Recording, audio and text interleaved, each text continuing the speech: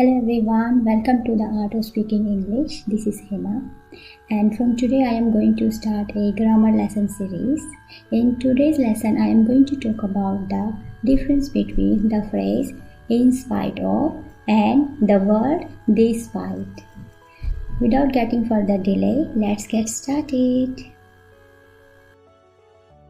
These two have the similar meaning of although and even though. This means they all have the same meaning and you can use either one of them. The second is they all show contrast.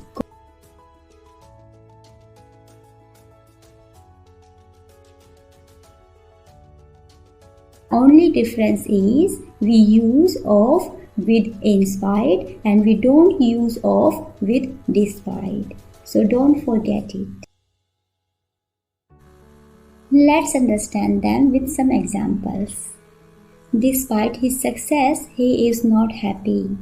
In spite of his success, he is not happy. Even though is followed by a subject. Even though he is successful, he is not happy. You can also use despite with the fact that is followed by a subject. Despite the fact he is successful, he is not happy. So these all have the same meaning. It really depends on you how you want to say. That's all for today. I hope you learned something. Thanks for watching. Bye.